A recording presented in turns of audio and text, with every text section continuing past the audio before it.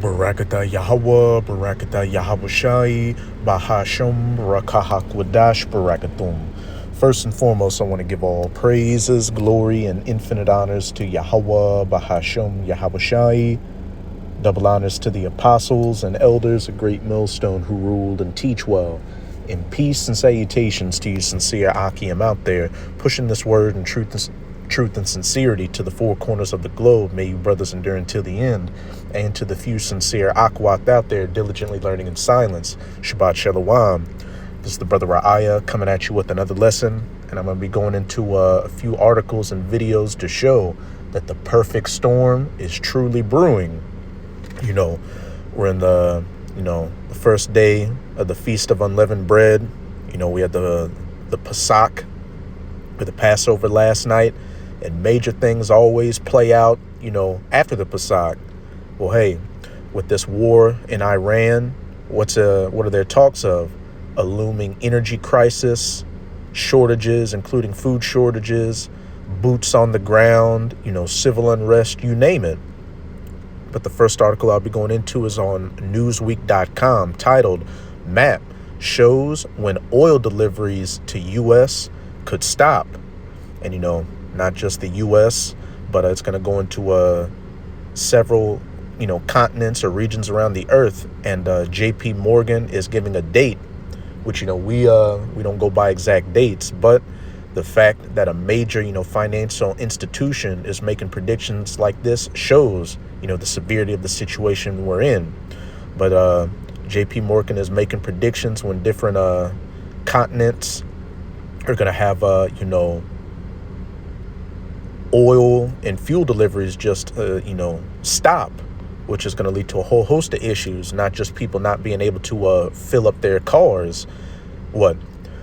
Empty store shelves due to vehicles, trucks not having diesel to deliver, a whole host of issues, products that are made out of petroleum and other resources like that no longer being made, etc., etc. But the article reads, a map released by J.P. Morgan outlines when Gulf oil deliveries could largely grind to a halt across regions worldwide, including the U.S. And it reads, the global system is shifting from a flow shock to a stock depletion problem, where timing, not just volumes, drives the impact, J.P. Morgan analysts said, according to MarketWatch. Why it matters. The U.S. and Israel have carried out strikes on key Iranian military sites over the past month, killing Supreme Leader Ayatollah Ali Khamenei and several other senior figures. Iran has responded by firing missiles and drones at Israel and at several Gulf Arab nations that host U.S. forces. The conflict has caused major shipping disruptions through the Strait of Hormuz, a narrow but vital passage linking the Persian Gulf with the Gulf of Oman and the Arabian Sea, through which about 20% of global trade flows. What to know? Central, Southern, and Eastern Africa are highlighted on the map, with most deliveries to these regions expected to stop by April. And, I believe it's the UN World Food Group has already said that there are several African countries that are on the verge of severe famines out here. And this is just another piece to add to the fuel of that fire, because another thing that travels through the Strait of Hormuz is fertilizers and resources needed for fertilizers for farmers to grow crops. So again, playing into food shortages out here. Another circle spans several Asian importers, including China, Japan, and South Korea, and also covers parts of India within the same dashed boundary. This zone is stamped most deliveries stop April 1st, which today currently is April 1st, April Fool's Day. And I've seen several videos of a lot of countries in, Southeast Asia, I believe like Thailand and maybe Malaysia, already having, riots due to, fuel prices going up and the looming threat of fuel shortages.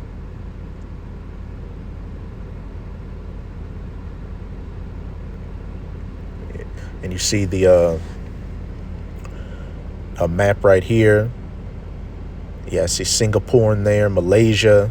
You see the disruptions. Another broad oval arcs over Europe and extends to key receivers around the Mediterranean. Countries encompassed by that circle include the Netherlands, the UK, Belgium, Germany, France, Spain, Italy, as well as North African nations.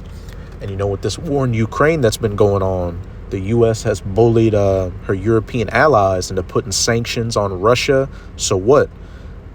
They wouldn't be receiving, as much oil, gas, and other natural resources that they need, to power Europe. So they're already in a crunch. The label inside the oval places the stop date for most deliveries at April 10th. The U.S. appears in its own oval marked mid-April, April 15th, for when most deliveries stop. A final oval stretches across Australia and New Zealand. The legend inside that circle is April 20th. MarketWatch, citing JP Morgan analysts, reports that recent disruptions to oil flows through the Strait of Hormuz are setting off a westward moving, sequential global supply shock, with impacts emerging based on shipping times rather than volume alone. The analysts say the oil market is shifting from a flow shock to a stock depletion problem, with Asia already feeling the squeeze, followed by Africa and Europe in April and the U.S. by mid-April. While most U.S. oil deliveries could halt around April 15th, analysts say America is unlikely to face physical shortages, instead seeing higher prices and refined fuel dislocations, according to the outlet. And best believe you're going to see higher prices, which we're already seeing higher prices at the pump. Gas in a lot of places has already reached $4 a gallon. And, market analysts are saying that we're easily on our way to reaching $200 a barrel. And I did a video, the other week going into energy lockdowns, which is what you should expect due to, the fuel shortages and fuel prices, going up out here. And in that video, in one of the bits of information I used, they were talking about, fuel rationing, and people should look into taking public transportation and carpooling. And also they were talking about, depending on what your license plate number is, that's the day you would be allowed to drive, while other people would have to wait for their turn. And then up in New York, they're talking about, I believe at either between 6 or 11 the hours between 6 or 11, where they're talking about doing energy rationing, to where people are going to have to cut back on their energy usage. So again, like I said at the beginning of the video, the perfect storm is brewing out here. And while, these analysts say, that America is unlikely to face physical shortages, hey, America does have a lot of resources on the mainland, but at the same time, you've been seeing a lot of, mysterious instances happening with, food, buildings, food manufacturers mysteriously exploding or getting hit by planes, farmers' croplands, mysteriously catching fire. And as we're about to go into with this next article,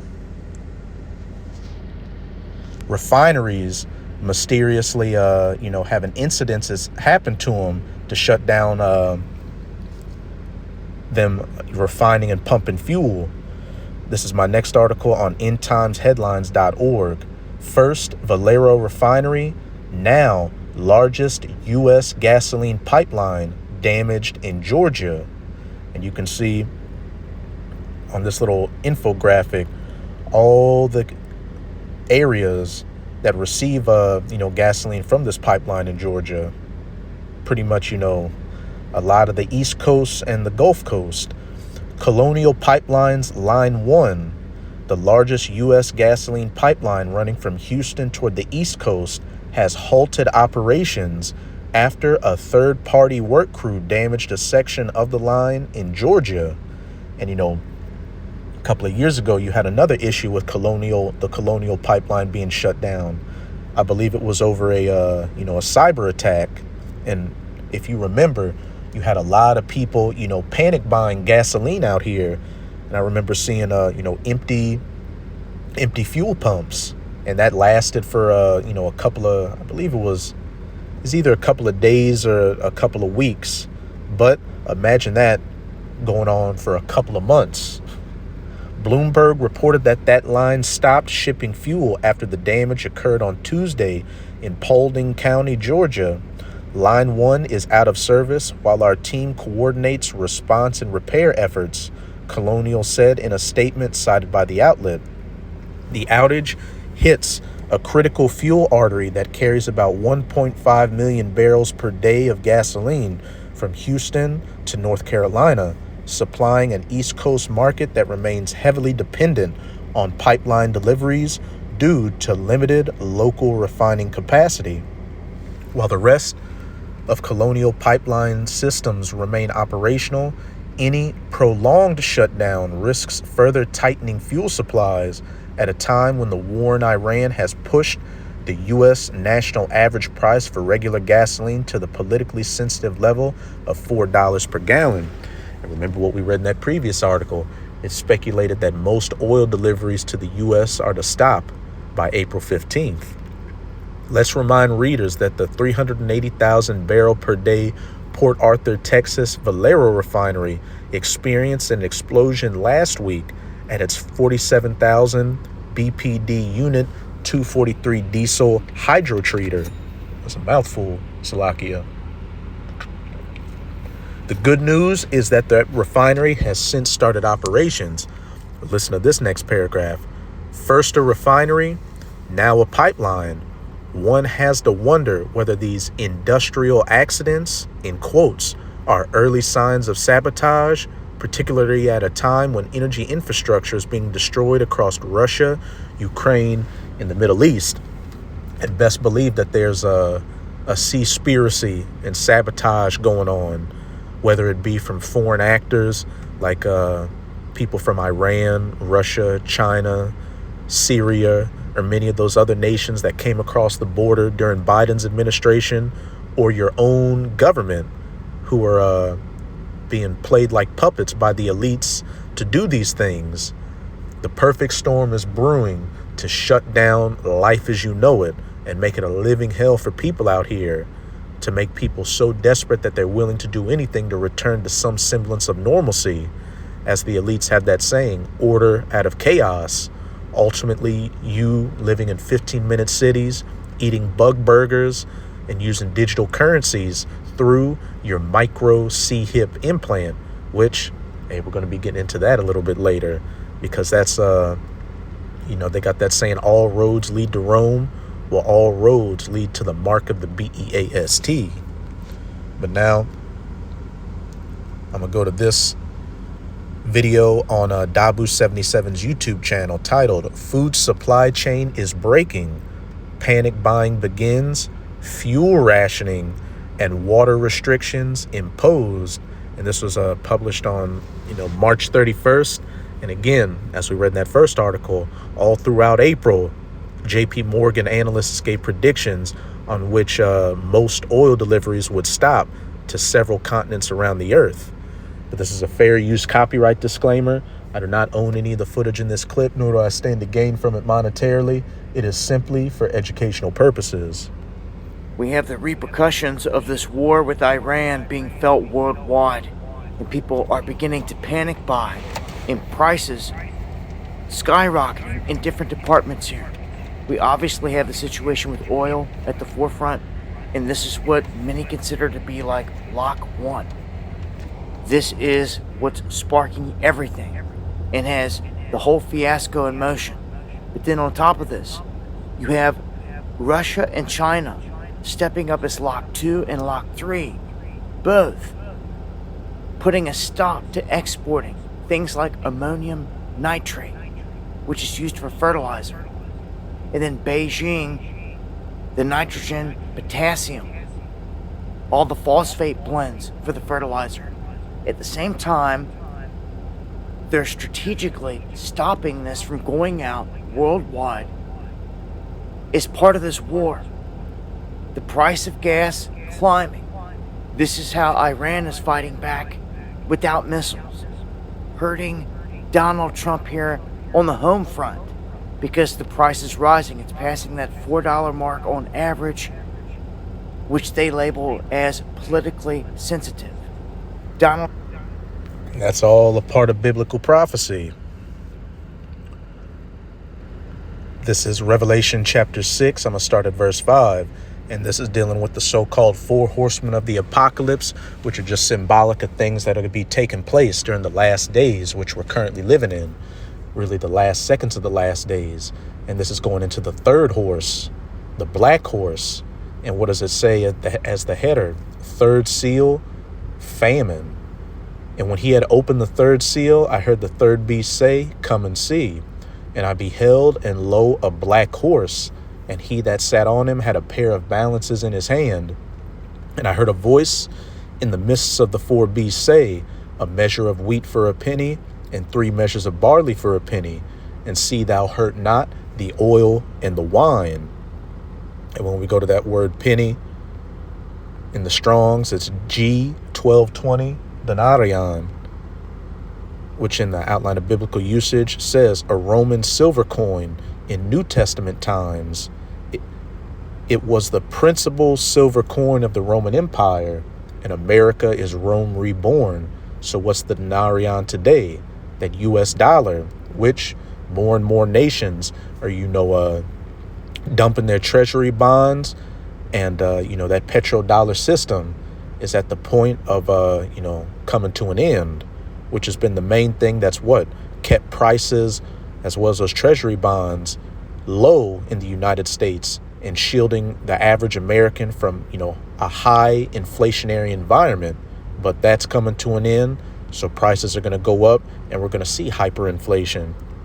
From the parable of the vineyard, from the parable of the laborers in the vineyard, it would seem that a denarius was then the ordinary pay for a day's wages, because in the ancient world, a man, and especially according to our law, a man was paid his wages that very same day he worked. But for most people nowadays, what is it? You get paid every 2 weeks or so. So a measure of wheat for a penny, 3 measures of barley for a penny, using damn near your entire paycheck to buy, goods whose prices have gone up, goods whose, volume has decreased due to shrinkflation, which is putting less product in smaller bottles to, but keeping it at the same price or an increasing price. Just look at a bag of chips. It's damn near, 80% air, and the rest of it is the chips. Or, empty store shelves due to fuel shortages causing, not enough products to make it to the stores. So that makes those products that much more valuable. Or farmers not able to get the necessary fertilizers to produce a significant amount of goods to go to the stores. Just a perfect storm out here. And then on top of that, inflation, you're not being able to stretch your money because that your money has lost value to it. Donald Trump's latest approval numbers at an all-time low of 32%. As he keeps trying to go back and forth, and everyone can kind of tell he has no solid off-ramp to end this whole thing. And then you have other countries going into kind of crisis mode of their own. Australia, panic buying, prompts the PM to reassure Australians that the fuel's going to be there and it won't go through the roof, but people are not believing that. They're going out en masse anywhere they can, and they're stocking up en masse, and the panic begins. When it comes to the fertilizer, the timing here is critical. It's spring. This is when all the farmers are getting their gardens going, getting their farms going. And that can't happen for a lot of them if they don't have the fertilizers that they need. They're going to the This is 2nd Esdras chapter 6 in the Apocrypha, verse 22. And suddenly shall the sown places appear unsown, croplands, because a farmer sows his crops. And what did Dabu 77 just say? We're coming into the spring when farmers, plant the crops for the rest of the year. But if they're not getting those fertilizers, hey, they're not able to sow those lands. So they're going to remain unsown. So that leads to less food being produced, which goes into what? The full storehouses shall suddenly be found empty. Food, because there's not enough being delivered to these grocery stores. Food not being delivered because what? Fuel prices have caused truckers to not be able to ship things. And hey, those full storehouses can also go into what? These gas stations, storehouses for gas, being found empty because people are panic buying the gas, so the pumps are empty. On top of, hey, food shortages with people ransacking the stores, panic buying like they did during the C-19 to get their hands on, goods before they completely ran out. You're going to start seeing those signs again where it says, hey, be a good neighbor and only buy one of these products out here so that other people can get, something. The Trump administration, we need help. And Trump's trying to act like everything's going to be okay. Short-term pain, long-term gain is what they try to keep saying. But that's a bunch of garbage. Look around the world, and you can see people are feeling it big time. Japan getting hit in terms of its reserves. And other places have been selling their gold. That's why the gold pulled back, so they can buy other things that they don't have, because everything's turning. Now, Japan and Trump are both saying that this could boost coal-fired power. Well, that's not going to help anyone throughout Appalachia in America that has coal that the government says you basically can't sell. They've shut down coal country, even when Donald Trump promised that he would revive it. Then you have India slapping taxes on fuel exports at the same time. All this going down and causing problems for surrounding areas, like in Thailand. They're tightening the fuel prices. People are freaking out the same way. They're trying to go to the store and get as much gas as possible. There's shortages. They are rationing there now, fuel, as it begins. So rationing, this leads ultimately to flight cancellations, export limits, price controls, all because of the situation going down in Hormuz at the heart of it. It seems this is one bigger play, if you ask me, because it's advantageous to so many world leaders out there that run countries, not to the people or anyone else. And then back here in America, look at what's going on with the drought. Big time. Weather warfare. All manipulated to the fullest. You've got it from the Rockies all the way down to Florida. Water alerts. Where people are being told, look, you have to restrict your use. Look at NYC and what they're trying to roll out. Power restrictions from 11 to 5. Droughts in the U.S. and warnings going out that Americans may need to restrict their water use. Back in 2nd Esdras chapter 6, verses 23 to 24. And the trumpet shall give a sound, which when every man heareth, they shall be suddenly afraid. And you're hearing that trumpet right now with videos and articles like what we're going into, and even major analysts warning of hard times to come. And you're seeing more and more videos on social media of people starting to get that something bad's coming down the pipeline.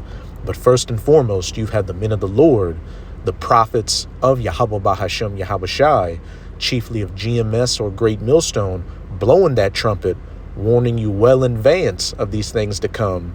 But for the majority of people, they're just now getting it through the mainstream.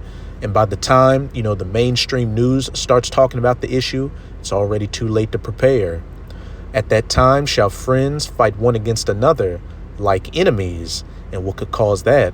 Fuel shortages out here, and damn sure food shortages, people robbing and breaking into each other's houses, even best friends and family members, so that they can feed their bellies or the bellies of their loved ones. Which, real quick, 2 Esdras chapter 15 verse 19, a man shall have no pity upon his neighbor. At that time shall friends fight one against another like enemies, but shall destroy their houses with the sword. And your modern day sword in America is what? That kinetic device, that gun. And spoil their goods because of the lack of bread. The full storehouses suddenly being found empty. Food shortages, famines, and for great tribulation, all these other calamities of Jacob's trouble, which are quickly coming down the pipeline.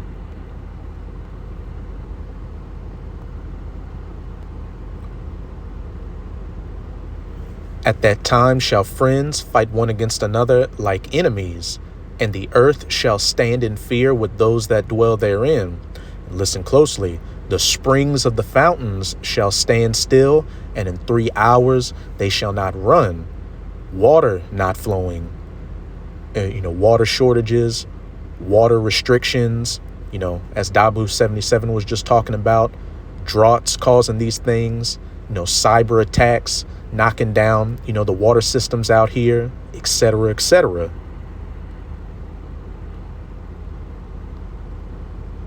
Which many say it's gonna open a door to criminals big time.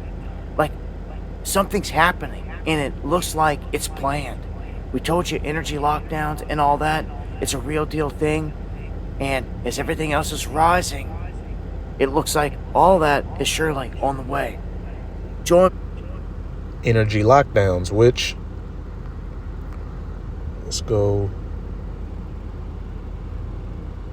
Slovakia.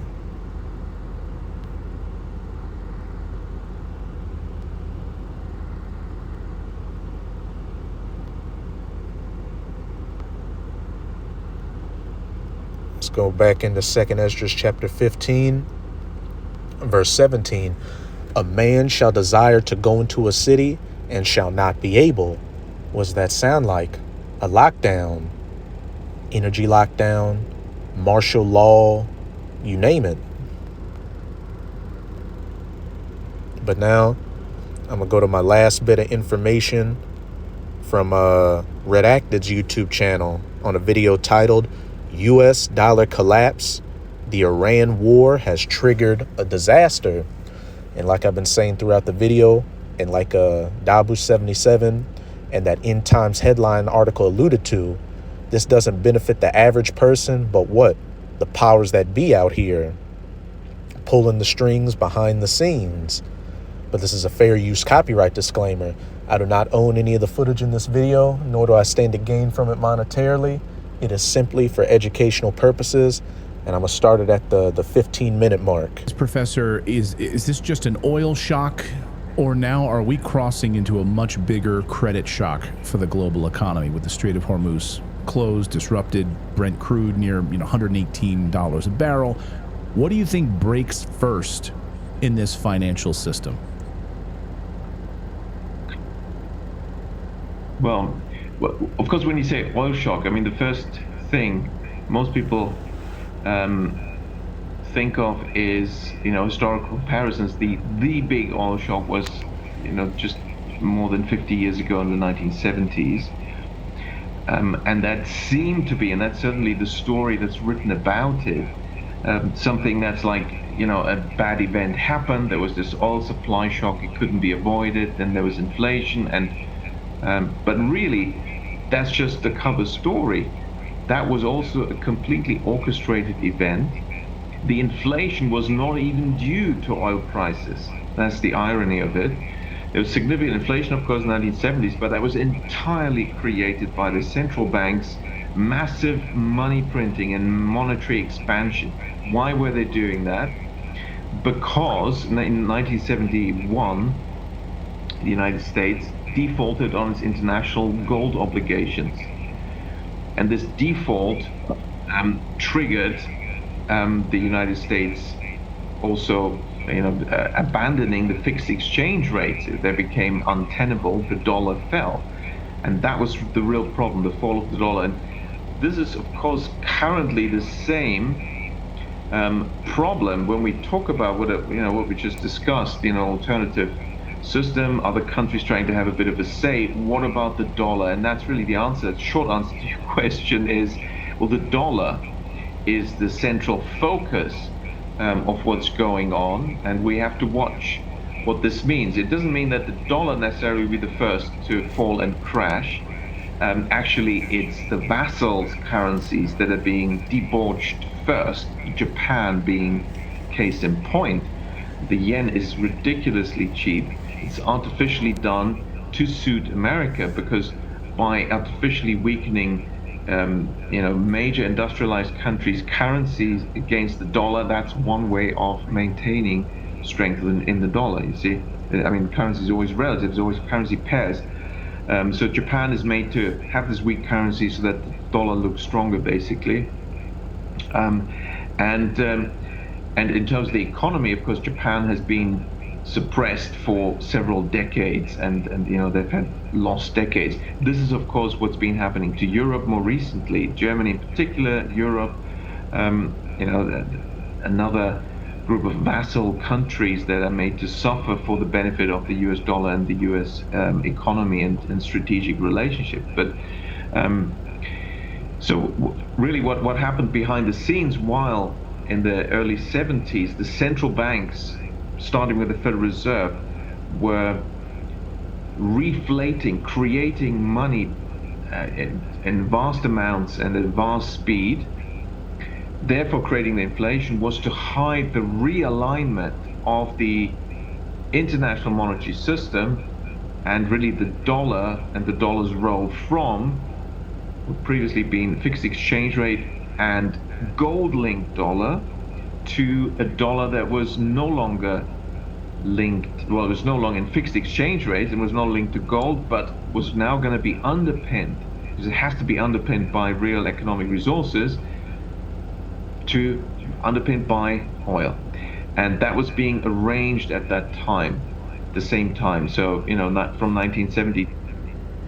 So in the 1970s, oil, shortage, oil and fuel, economic issue being used to prop up, the current petrodollar economic system. So we're coming into another oil crisis, another fuel shortage crisis. And what is it going to ultimately lead to? The new and final economic system being set up, that digital system, which, hey, all roads lead to the mark. 2, 3, 4, essentially becoming effectively only in 74, the petrodollar system then was erected, and that allowed the US to enjoy another half century of economic supremacy. So I think this is what we're witnessing. We're witnessing the shift at the end of the petrodollar and the shift to a new system, which in the Western countries, the countries that are really part of the US empire, if you want to call it that, seems to be aimed at having digital currencies as the next step. So no link to gold or other real resources, but digital. And you see, this will only work. You heard it from the horse's mouth. Seems to be leading towards what? A digital system out here. If they step up controls, and that's what we see in the West. I mean, in Europe, it's astonishing. In the UK, the European Union, how the media are being censored, people are getting censored, sanctioned for just uttering their opinion or what they believe to be professionally sound. And that's going to happen over here in America, leading to what? The fame of the word. The men of the Lord using current events and lining it up with biblical prophecy to expose what's actually going on, being labeled as hate speech, misinformation, disinformation. So these video epistles being scrubbed offline, and ultimately the powers that be physically coming after the men of the Lord. That perfect storm is brewing. Analyses and you get sanctions. You can't buy anything. You become an outlaw. This is the latest they're doing in the EU to some people speaking up and having different opinions from the European Commission. Because basically, when you adopt this digital currency system, it is a system of control, and it works while you step up all the controls, and then you can control inflation. Because, well, if you think that people are spending too much, hey, we just switch off your spending power. Your money won't work anymore, and you can fine tune this. You can use AI to run this digital gulag. So that seems to be happening in the West. This whole digital. We got to rewind all that. Just uttering their opinion or what they believe to be professionally sound analyses, and you get sanctions. You can't buy anything. You become an outlaw. This is the latest they're doing in the EU to some people speaking up and having different opinions from the European Commission. Because basically, when you adopt this digital currency system, it is a system of control, and it works while you step up all the controls, and then you can control inflation. Because, well, if you think that people are spending too much, hey, we just switch off your spending power. Your money won't work anymore. Switch off your chip, and he just said it. Those that go against the system will be restricted on what they can buy and sell, and be made an outlaw, which is what everything we've been going into in this lesson is ultimately leading towards. This is Revelation chapter 13, verse 16. And he causeth all, that he being the powers that be, who are of the nation of Esau, Edom, are these so-called white people, your elites, your hidden families, the central bankers, the Rothschilds, the Rockefellers, the DuPonts, the Gettys, both small and great, rich and poor, free and bond, everyone in society to receive MARK, that micro C-hip implant in their right hand or in their foreheads, which with the foreheads, what do you have out here? Neuralink and other BCIs or brain computer interfaces being rolled out. And that no man might buy or sell, as that analyst just said. You go against the system, they'll turn off your buying capacity, and you'll be made an outlaw. Hey, you'll be made a pariah. You won't be able to buy or sell, travel abroad, get a job, do anything in society, save he that had the mark or the name of the BEAST or the number of his name, point blank, period. And again, we're in the first day of the Feast of Unleavened Bread. We had the Passover ceremony last night, and always after the Passover, things prophetically ramp up exponentially. But I'm going to close it out in Revelation chapter 12, verse 12. Therefore rejoice ye heavens, and ye that dwell in them. Woe or destruction to the inhabitants of the earth and of the sea. You people dwelling on the earth, just going about living your daily lives. For the devil, Esau, Edom, the so-called white man, specifically the elites, is come down unto you, having great wrath, because he knoweth that he hath but a short time. You're seeing things move up, quickly, because these devils, these elites, see the writing on the wall. They see Israel waking up, the true Israelites being you so-called Negroes, Latinos, and Native Americans, and calling upon the names of their the true names of their power, Yahweh, the name of the Heavenly Father, and Yahushai, the name of his son, whom the world ignorantly refers to as so-called Jesus. And what? The prophets out on the scene prophesying this word, and they know that when these things happen concurrently, go read the book of Judith, chapter 5 in the Apocrypha, that whatever heathen that's ruling at the time is going to be taken out of power. And if they've been coming against the Israelites, the Lord is about to judge them greatly. And these Edomites, they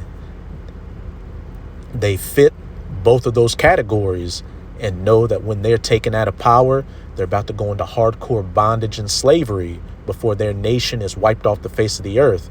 So this devil is about to pull out all the stops to bring about his great RESET, that NWO. And between here and there's going to be a lot of mass death, misery, destruction, and horrors out here.